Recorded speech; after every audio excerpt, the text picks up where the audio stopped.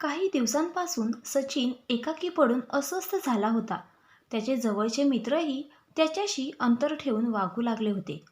कालच त्याचे व त्याच्या पत्नीचे क्षुल्लक कारणावरून भांडण झाले होते. ती भांडण करून माहेरी निघून गेली. त्यामुळे तर तो आणखीनच एकाकी पडला होता. तसा तो खूप सज्जन व लोकांना संकटसमयी मदत करणारा, प्रत्येक व्यक्तीच्या सुखदुःखात सहभागी होणारा खूप प्रेमळ व्यक्ती होता. इतरांना दुःख झालं तर तो हळहळ व्यक्त करायचा. पण त्याच्या रागामुळे त्याने केलेले प्रेम, त्याने इतरांना केलेली मदत निष्फळ व्हायची. काल त्याच्या पत्नीने त्याचा आवडते शर्ट प्रेस करून न ठेवल्याने तो आपल्या पत्नीला खूप बोलला होता. खूप दिवसांपासून ती त्याचे शांतपणे ऐकून घेत होती. पण काल तिच्याही संयमाचा बांध फुटला व तिने त्याला उलट उत्तर द्यायला सुरुवात केली. आपली पत्नी आपल्याला उलटं बोलते यामुळे त्याचा पुरुषी स्वाभिमान दुखावला गेला. त्यामुळे त्याचा राग अनावर झाला. रागाच्या भारात त्याने एलईडी उचलून फरशीवर जोरात आपटला. क्षणार्धात त्या एलईडीचा चुरडा झाला. तो एलईडी तिच्या वडिलांनी लग्नामध्ये दिला होता. त्यामुळे आता तिलाही राग अनावर झाला. ती रागाच्या भरात म्हणाली, माझ्या वडिलांनी दिलेला एलईडी तुम्ही का फोडला? आता तुमचा राग सहन करणं माझ्या सहनशीलतेच्या पलीकडे गेले आहे. मी जर येथेच राहिले तर नक्कीच माझ्या जीवाचे काहीतरी बरे वाईट करून घेईन. त्यामुळे मी आता या घरात एक क्षणही थांबणार नाही. सचिनचा राग आणखी गेला नव्हता. तो रागातच बोलला, जा, मला तुझी गरज नाही. तिलाही खूप राग आला. ती म्हणाली, मला एकटीला संसाराची गरज नाही. संसार दोघांचा असतो. पण तुम्हालाच त्याची गरज नाही. आता तुम्ही बोलावले तरी मी परत येणार नाही. सचिन पुन्हा चिडला. तो रागातच बोलला, तू गेल्यावर तेवढाच एकटा आनंदात राहीन मी. लवकर निघून जा. आता त्याला उलटं बोलणं तर भांडण आणखी वाढेल असा विचार करून तिने आपली बॅग भरली व ती आपल्या माहेरी निघून गेली. ती गेल्यावर थोड्या वेळाने सचिनचा राग शांत झाला. त्यावेळी त्याला त्याच्या कृत्याचा पश्चाताप झाला. खरं तर शर्ट प्रेस न केल्यामुळे तो तिच्यावर चिडलाच नव्हता. ऑफिसमधील कामाचा त्याच्यावर ताण आला होता व त्या ताणामुळे त्याला चिडचिड होऊ लागली होती. त्याचा राग त्याने आपल्या पत्नीवर काढला होता. काही दिवसांपासून असेच होत होते. मित्रांसोबत भांडण झाले, ऑफिसमध्ये काम वाढले, पैशांचे टेन्शन आले. अशा इतर कारणांमुळे आलेल्या ताणाचा राग तो क्षुल्लक कारणावरून आपल्या पत्नीवर काढत होता. ती सहनशील होती. तिचं त्याच्यावर खूप प्रेम होतं. ती त्याला वेळोवेळी समजून घेत होती. पण तीही एक माणूसच होती. म्हणूनच आज तिच्याही सहनशीलतेचा बांध फुटला होता. आजपर्यंत तिने सहन केलेल्या सर्व गोष्टी त्याला बोलून आपले मन मोकळे केले होते. पण ती आपल्याला उलटं बोलली या गैरसमजातून त्याने तिला गरज नसल्याची भाषा बोलून परके केले होते. ती माहेरी जाऊन आता 2 दिवस झाले होते. तो बाहेर हॉटेलमध्ये जेवण करू लागला. त्याचे कपडे त्यालाच धुवावे लागू लागले. बाहेरच्या जेवणाने त्याचे आरोग्य ढासळले. घरातील सर्व वस्तू अस्ताव्यस्त पडल्याने घराला उकिरड्याचे स्वरूप आले.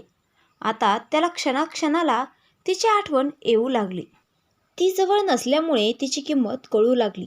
ती गेल्यापासून त्याला जास्तच एकाकी व अस्वस्थ वाटू लागले. तो बराच वेळ एकट्यातच रडला. काही वेळाने त्याला त्याच्या प्रभास नावाच्या मित्राची आठवण आली. तो मित्र सध्या पुण्याला होता. समाजात व मित्रपरिवारात प्रभासला खूप मान भेटायचा. सर्व मित्रपरिवार त्याला आदर्श मानायचा. या संकटातून प्रभासचा आपल्याला वाट दाखवेल असा सचिनला पक्का विश्वास होता. त्याने त्याची भेट घ्यायचे ठरवले. प्रभासचा वेळ घेऊन तो त्याला भेटायला पुण्याला गेला. सचिनने त्याला सर्व हकीकत सांगितली. प्रभासने त्याचे म्हणणे शांतपणे ऐकून घेतले. प्रभासने त्याला बोलायला सुरुवात केली. हे बघ, तू माझा लहानपणापासूनचा मित्र आहेस. त्यामुळे मी तुला सुरुवातीपासून खूप चांगलं ओळखतो. तू खूप चांगला आहेस. इतरांबद्दल तुझ्या मनामध्ये प्रेम आहे. तू स्वतःच्या आधी दुसऱ्यांचा विचार करतो. सर्व मित्रांच्या, पाहुण्यांच्या कार्यक्रमामध्ये पुढे होऊन झटतोस. कोणालाही अडचण आली तरी तू अर्ध्या रात्रीसुद्धा हजर असतोस. तरी तुझ्यासोबत असे का घडते? सचिन म्हणाला, हो ना, मी पण तोच विचार करतोय. मी स्वतःचं नुकसान झालं तरी पर्वा न करता इतरांना खुश ठेवण्याचा प्रयत्न करतो. मग असे का घडते? त्याचे कारण तुझा राग आहे. प्रभास शांतपणे पण तितक्याच स्पष्टपणे म्हणाला. सचिन शांतपणे त्याचे बोलणे ऐकू लागला. प्रभास पुढे म्हणाला, तू सर्वांसाठी एवढे करतोस, पण तुझा राग त्यावर पाणी फिरवतो. मग तू कोणासाठी काय केलेस हे सर्वजणच विसरून जातात. फक्त तू रागीट आहेस इतकंच लक्षात ठेवतात. सचिनला त्याचे म्हणणे पटले. सचिन म्हणाला, मग राग घालवण्यासाठी काय करू? त्यावर काय उपाय आहे? प्रभास शांतपणे म्हणाला, रागावर इतक्या सहजासहजी नियंत्रण मिळवता येत नाही. रागामुळे माझे खूप नुकसान झाले आहे. मला काहीतरी उपाय सांग, मी त्यावर नक्कीच नियंत्रण मिळवण्याचा प्रयत्न करीन. सचिन काकळतीला येऊन म्हणाला, पहिल्यांदा तुला राग कशाचा आला आहे याचे कारण शोध. बऱ्याच वेळा आपल्याला कशाचा राग आला आहे हेच कळत नाही व आपण चिडचिड करत राहतो. ते कारण सापडल्यावर खरंच हे कारण आपल्या जवळच्या माणसांवर राग व्यक्त करून त्यांचे मन दुखवणे इतके मोठे आहे का याचा विचार करतो. बऱ्याच वेळा ते कारणही खूप क्षुल्लक असते. जर कारण मोठे असेल तरी त्यावर शांतपणे विचार करून उपाययोजना करण्याचा प्रयत्न कर. कारण समस्या कितीही मोठी असली तरी त्यावर काहीतरी उपाय असतोच. आपल्याला खरं तर आपल्या मनासारखे कोणी वागले नाही, आपला अपेक्षाभंग झाला, तसेच एखाद्या कामाचा किंवा पैशाचा ताण आला तर आपल्याला त्या तणावातून चिडचिड होते व राग येतो. त्या रागाला खतपाणी मिळत राहिले तर राग अनावर होऊन आपल्या तोंडून अपशब्द निघतात.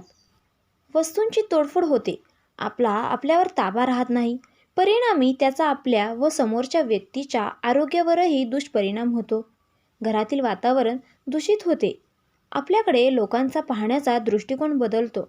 मग आपण इतरांसाठी कितीही खस्ता खाल्ल्या तरी त्याची किंमत शून्य होते. त्यामुळे रागावर नियंत्रण करणे खूप महत्त्वाचे आहे. प्रभासच्या बोलण्यातील शब्द आणि शब्द त्याला अमृतासारखा वाटत होता. त्याच्या बोलण्यातून रागामुळे होणाऱ्या दुष्परिणामांची जाणीव त्याला झाली. तो प्रभासला म्हटला, मी तुला यापूर्वीच भेटायला हवे होते. प्रभास म्हणाला, आणखीही वेळ गेलेली नाही. कोणाकडून अपेक्षा करणं सोडून दे. काही गोष्टींकडे मुद्दाम दुर्लक्ष करायला शिक. समोरची व्यक्ती ही शेवटी माणूसच आहे. त्यामुळे त्या व्यक्तीकडून क्षुल्लक चुका होणारच. त्या चुकांकडे जाणीवपूर्वक दुर्लक्ष कर. तसेच सकारात्मक विचारांचे पुस्तक वाच व त्यामधील विचार प्रत्यक्षात आपल्या स्वभावात उतरवण्याचे प्रयत्न कर. प्रयत्नाने तुझा राग नक्कीच जाईल. प्रभासच्या बोलण्याने सचिन खूप प्रभावित झाला. आता काहीही करून रागावर नियंत्रण मिळवायचेच असे ठरवून प्रत्यक्षात अंमलात आणणे सुरू केले. सकारात्मक विचारांची पुस्तके वाचणे चालू केले. चांगल्या विचारांचे खतपाणी त्याच्या मनाला मिळाल्यामुळे त्याला आता ताजेतवान झाल्यासारखे वाटू लागले. आता त्याची पत्नी माहेरी जाऊन आता 8 दिवस झाले होते. त्याला तिच्याकडे जावेसे वाटत होते. पण आधी आपण आपल्यामध्ये सुधारणा करू व मग तिला परत आणू असे त्याने ठरवले. आता तो आपल्या दुरावलेल्या मित्रांनाही जाऊन बोलू लागला. 8च दिवसात त्याने आपल्या वर्तनात खूप बदल केला. कार्यालयातील सहकारी मित्र यांच्यामध्ये तो आता खूप चांगला वागू लागला. सकाळी लवकर उठून कपड्यांचा साचलेला ढीग धुवून काढायचा त्याने ठरवले. पण रात्री खूप वेळ वाचत बसल्यामुळे त्याला सकाळी लवकर उठता आले नाही. उठेपर्यंत ऑफिसची वेळ होत आली होती. त्याने गडबडीत आवरले व ऑफिस गाठले. दुपारी 4 वाजता त्याने आपल्या पत्नीला फोन केला, पण तिने फोन उचलला नाही. त्याने तिला मोबाईलवर सॉरी म्हणून मेसेज केला, पण तिचा रिप्लाय आला नाही. त्यामुळे त्याला थोडा वेळ वाईट वाटले, पण क्षणभरच. कारण सकारात्मक विचारांचा प्रभाव.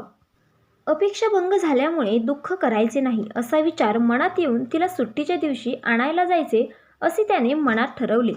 ऑफिस सुटल्यानंतर रात्री तो घरी आला तर त्याला घराचा दरवाजा उघडा दिसला. काही दिवसांपासून त्या भागांमध्ये चोरांचा खूप सुळसुळाट झाला होता. दिवसाच काही ठिकाणी चोऱ्या झाल्या होत्या. त्यामुळे त्याने दबक्या पावलाने सावधगिरीने घरात प्रवेश केला. पाहतो तर काय, घर खूप स्वच्छ झाले होते. तेथे लक्ष्मीचा हात फिरला होता. कपडे वाळवण्यासाठी बांधलेल्या दोरीकडे त्याचे लक्ष गेले तर त्या दोरीवर त्याचे इतक्या दिवसांपासून धुवायचे राहिलेले कपडे धुवून वाळण्यासाठी टाकले होते. त्याने थोडे पुढे होत स्वयंपाकघरात पाहिले तर त्याची पत्नी स्वयंपाक करत असलेली त्याला दिसली. क्षणभर त्यावर विश्वासच बसला नाही. त्याचे डोळे पाणावले. त्याच्या लक्षात आले, त्याच्या पत्नीकडे घराची एक चावी शिल्लक होती. तिने त्याच चावीने घर उघडले होते. ती नसताना घराला आलेले उकिरड्याचे रूप व ती आल्यानंतर घराला आलेलं घरपण यामधील फरक त्याला स्पष्ट जाणवला. त्याची चाहूल लागताच तिने मागे वळून पाहिले तो तिच्याकडे पाहत भावनाविवश होऊन म्हणाला, का गेली होतीस मला सोडून? तुझ्याशिवाय माझे कोण आहे?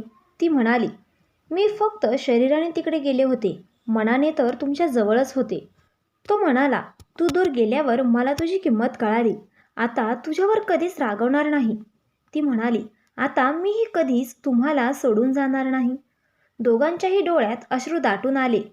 सुप्त प्रेम भावना उफाळून वर आल्या.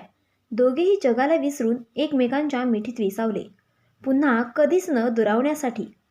कथा आवडल्यास कथेला एक लाईक करा आणि अशाच कथा ऐकण्यासाठी आपल्या चॅनेलला सबस्क्राईब करा. धन्यवाद.